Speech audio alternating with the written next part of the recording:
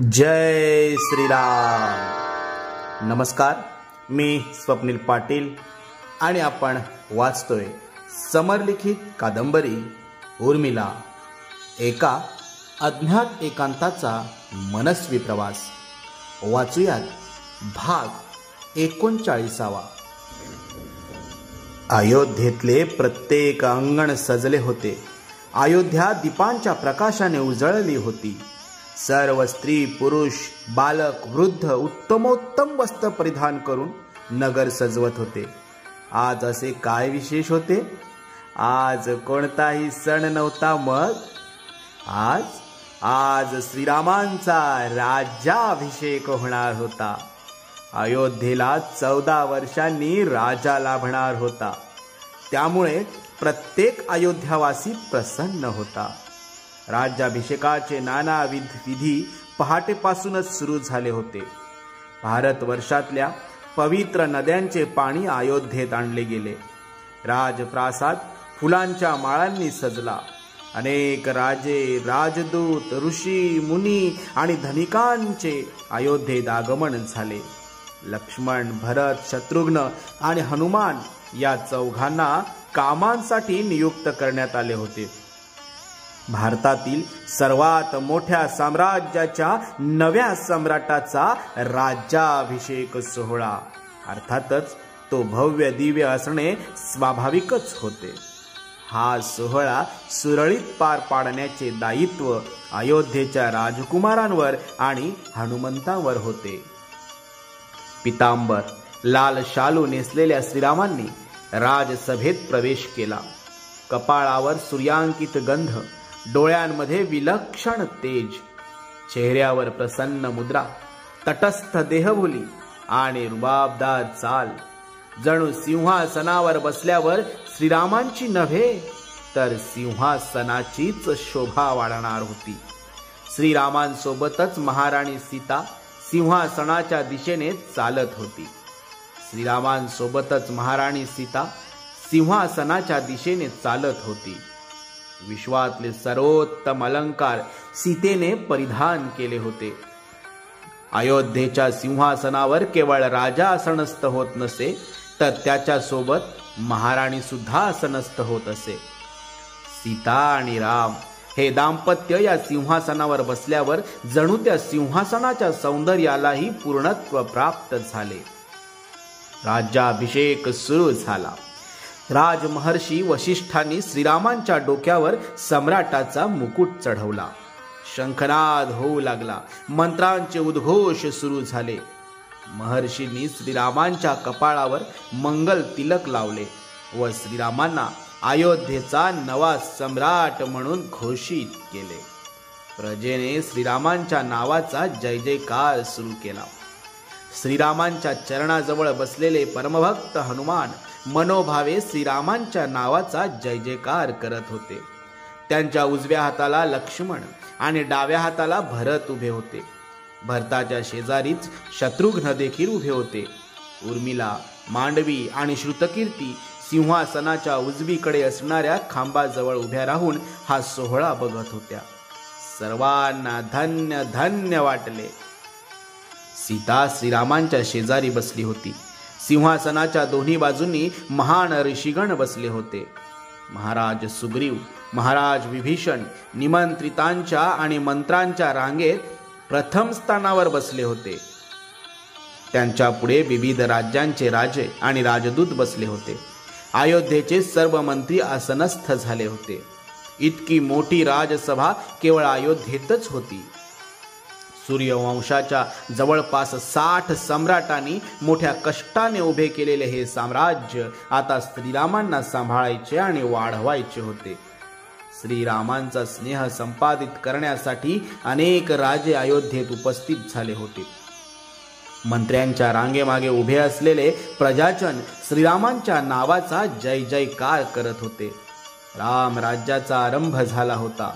अयोध्येचा सुवर्ण काळ पुन्हा आकार घेऊ लागला. संपूर्ण विश्वातील एका महान साम्राज्याला श्रीरामांसारखा नीतिवान आणि पराक्रमी राजा लाभला होता. या सोहळ्याचे पडसाद सर्वत्र उमटले. काही शत्रू घाबरून शस्त्रास्त्रांची जुळवाजुळव करू लागले, तर इतर सज्जन राजांना श्रीरामांचा राज्याभिषेक ही शांततेची नांदी वाटू लागली. एक अभूतपूर्व सोहळा अयोध्येत पार पडला. एका पाठोपाठ एक आनंद वार्तांनी अयोध्येचा राजप्रसाद उल्हासित झाला. प्रथमतः सीतेच्या आणि त्यानंतर उर्मिलेच्या गरोदरपणाची वार्ता अयोध्येत पसरली. राजपुत्रांचा जन्म हा एक उत्सवच होता. ज्याप्रमाणे राम, लक्ष्मण, भरत, शत्रुघ्न या चौघांचा जन्म लागोपाठ झाला होता, त्याचप्रमाणे आता काही दिवसांच्या अंतरानेच सीतेच्या आणि उर्मिलेच्या पोटी पुत्ररत्न जन्म घेणार होते. परंतु एके दिवशी सीतेची काळजी घेणाऱ्या एका दासीने सीतेच्या गर्भाविषयी एक आनंददायी शक्यता वर्तवली. सीता तिच्या शय्येवर विश्रांती घेत होती. तिच्या एका बाजूला उर्मिला आणि दुसऱ्या बाजूला दासी बसली होती. मांडवी आणि श्रुतकीर्ती शय्येजवळ उभ्या होत्या.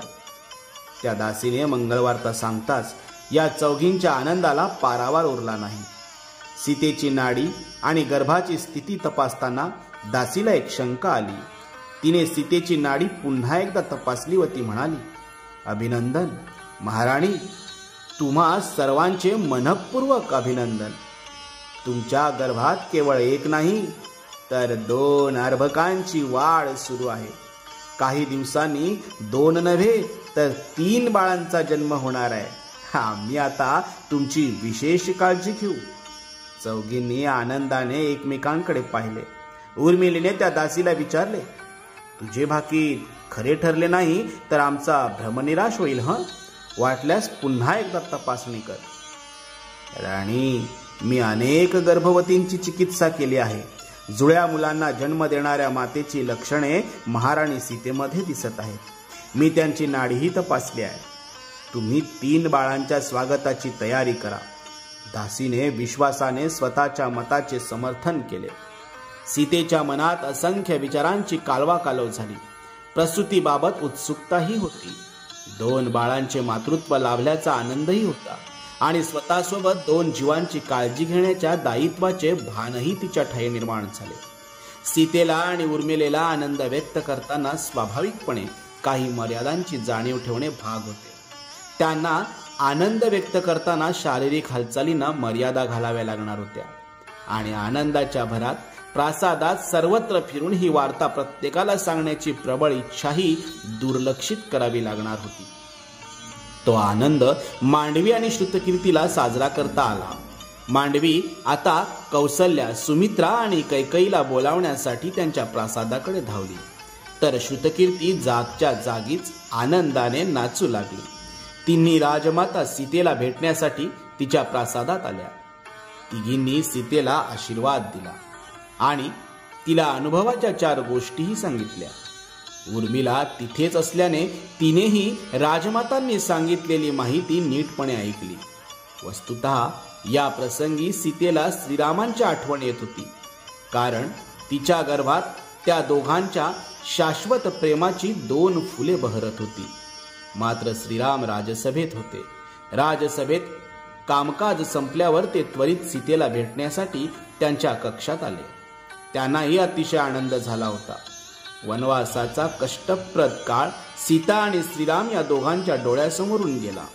रावणाला ठार मारून श्रीरामांनी राणी सीतेला सोडवले होते आणि आता तीच सीता श्रीरामांच्या पुत्रांची माता होणार होती. ही श्रीराम आणि सीतेच्या अकृत्रिम आणि निर्मळ प्रेमाचं प्रतीक होती. श्रीरामांनी युद्धात स्वतःच्या प्राणांची पर्वा न करता सीतेला सोडवण्यासाठी युद्ध केले, मात्र कधीही दुसऱ्या स्त्रीचा विचार केला नाही. कधीही एकपत्नी व्रताचा भंग होऊ दिला नाही. या दोघांच्या नात्यांमध्ये केवळ सीता पतिव्रता नव्हती, तर श्रीरामही सीताव्रती होते.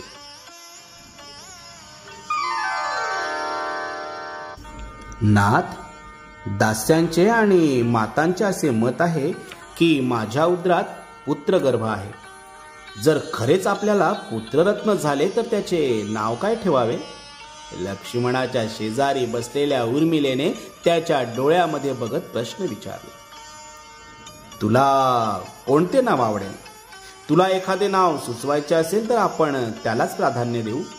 लक्ष्मणाने उर्मिलेच्या करकमलांना स्पर्श करत तिच्या हृदयाचा ठाव घेतला. मी अद्याप नावाचा विचार केला नाही, मात्र मला एक गोष्ट अवश्य सुचवायची आहे. कोणती? तू संकोच का करत आहेस उर्मिला? अवश्य सुचव. नाथ, कोणत्याही नावावर सहमती किंवा असहमती दर्शवण्यापेक्षा एका अपत्याचे नाव तुम्ही ठेवा आणि दुसरे अपत्य झाले तर त्याचे नाव मी ठेवेन. याबाबत तुम्हाला काय वाटते? अतिशय उत्तम. पण मला तुझी मदत हवी उर्मिला. अन्यथा तुला तुझ्याप्रमाणे एखादे सुंदर नाव सुचेल आणि मला माझ्याप्रमाणेच एखादे साधे किंवा गंभीर नाव सुचेल.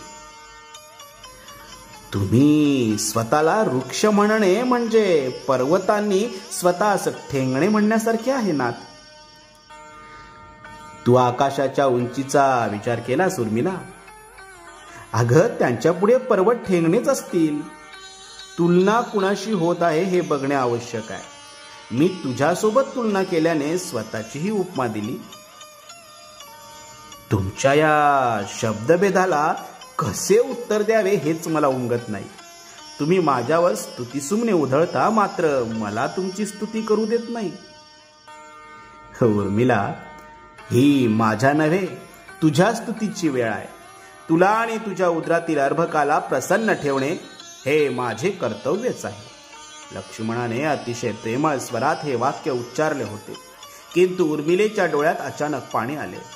लक्ष्मणाने काळजीत विचारले, उर्मिले, तुझे डोळे का पाणावले आहेत?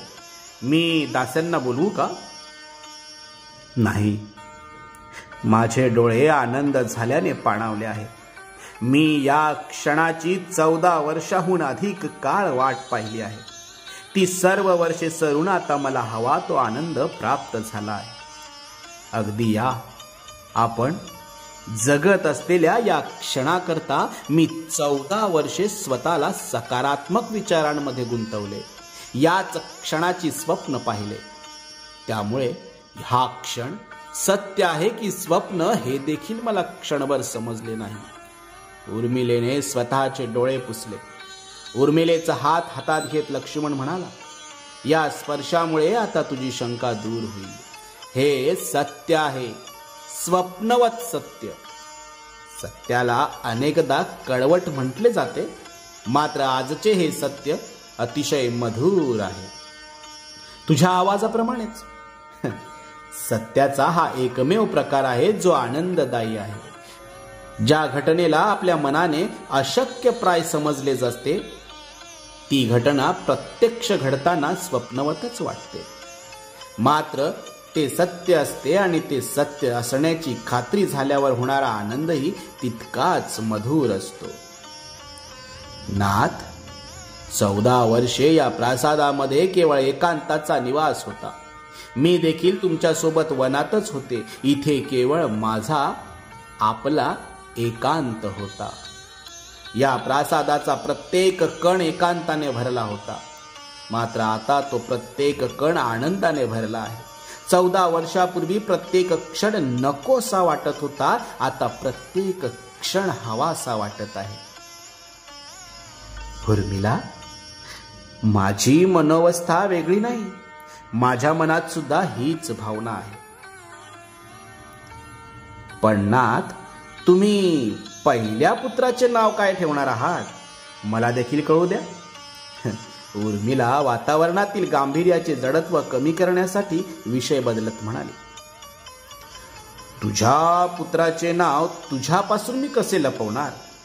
उर्मिले, माझ्या मनात अंगद हे नाव आहे.